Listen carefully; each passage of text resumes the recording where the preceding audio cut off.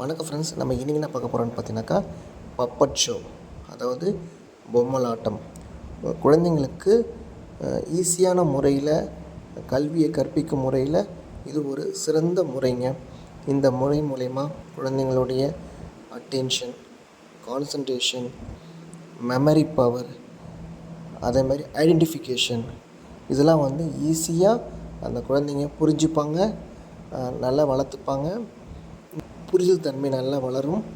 அதே மாதிரி இந்த பப்பட் ஷோவை இன்றைக்கி நம்ம தொகுத்து வழங்குறவங்க யாருன்னு பார்த்தீங்கன்னாக்கா, சார் பேர் mister Anandraj, senior most special educator. அதே மாதிரி ரொம்ப எக்ஸ்பீரியன்ஸான பர்சன்.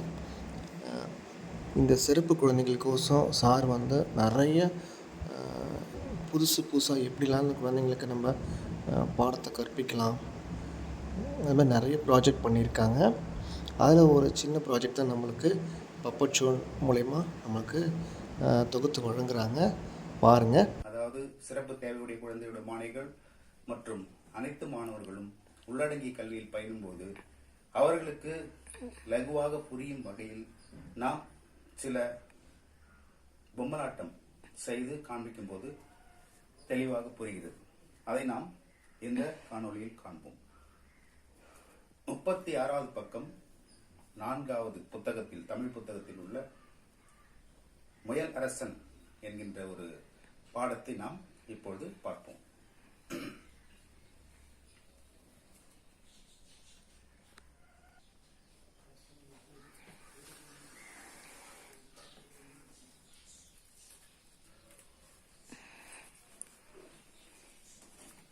ஒரு காட்டில் முயலானது நன்றாக வாழ்ந்து வந்தது.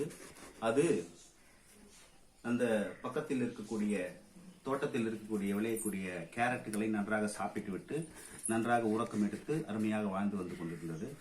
அப்போது அந்த முயல் கனவில் தூங்கும்போது ஒன்று யோசித்துக் கொண்டிருந்தது. என்ன யோசித்துக் கொண்டிருந்தது என்றால், நாம எங்க நல்லா சாப்பிட்டு தூங்குறோம், ஆனா நம்மள ஒரு புலி கடிச்சிருச்சுன்னா, நம்மளை சாகடிச்சுன்னா நம்ம என்ன பண்றது, நம்மளால தூங்க முடியாது அப்படி என்று யோசித்துக் கொண்டிருந்தது. யோசித்துக் கொண்டிருக்கும் போது அதற்கு ஒரு யோசனை வந்தது. ஏன் நாம் காட்டினுடைய அரசனாக மாற முடியாது என்று. அப்போது அந்த வழியாக ஒரு புலி வந்தது. புலி இந்த முயல் குட்டியை பார்த்து, என்ன இந்த முயல் நம்மை பார்த்து பயப்படவே இல்லையே, அமைதியா நிக்குதே அப்படின்னு பார்த்து கொண்டிருந்தது. பார்த்த உடனே கேட்டது, ஏ முயலே, என்னை பார்த்தால் நடுங்கி ஓடுவாய், இப்போது என்ன அமைதியாக உட்கார்ந்து இருக்கிறாய் என்று கேட்டது. அதற்கு முயல், ஐயோ புலியாரே, உனக்கு விஷயமே தெரியாதா, இந்த காட்டில் சற்று முன்பு ஒரு கூட்டம் நடந்தது, அதில் அனைத்து விலங்குகளும் பங்கு பெற்றன என்று சொல்லியது. அதற்கு புலி, அப்படியா, என்ன கூட்டம் நடந்தது என்று கேட்டது. அதற்கு முயலானது, ஆமாம், இந்த காட்டில் உள்ள அனைத்து விலங்குகளும் என்னை அரசனாக நியமித்து விட்டன. உமக்கு சந்தேகம் இருந்தால் உம்முடைய தோள் மீது என்னை ஏற்றிக்கொண்டு செல்லும் அனைத்து மிருகங்களும் என்னை பார்த்து பயப்படுகின்றன, நீங்கள் வேண்டால் பாருங்கள் என்று இந்த முயலானது சொன்னது. அதை கேட்ட புலி, ஓ அப்படியா, சரி, நான் அதையும் பார்க்கிறேன் என்று சொன்னது. புலியானது அதை சொன்னது போல முயலை தன்னுடைய முதுகில் மீது ஏற்றிக்கொண்டு நடந்து சென்று கொண்டிருக்கிறது. அப்போது காட்டு மிருகங்கள் அனைத்தும் அதனை பார்த்து, ஆஹா, என்ன இது, புலி மீது முயல் அமர்ந்து வருகிறது, என்ன ஆச்சரியம் என்று யோசித்தன. இது எப்படி நிகழ்ந்தது என்று, ஓஹோ, முயல் புலியை விட வலிமை வாய்ந்தவனாக இருக்கிறான் போலிருக்கிறது என்று அனைத்தும் யோசித்துக் கொண்டிருந்தன.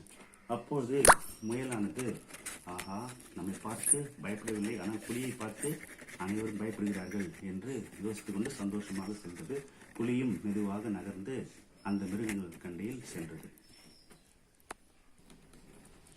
ஆம் முயலாரே, நீ சொன்னது உண்மைதான், காட்டு மிருகங்கள் அனைத்தும் உன்னை அரசனாக ஏற்றுக்கொண்டிருக்கின்றன.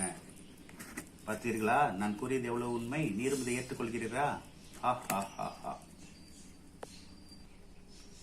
ஆஹா, நாம் கூறியதை அனைத்து விலங்குகளும் நம்பிவிட்டன, அதே போன்று புலியார் நம்பிவிட்டார். இனி நாம் அருமையாக கேரட்டை சாப்பிட்டு விட்டு நன்றாக உறங்கலாம்.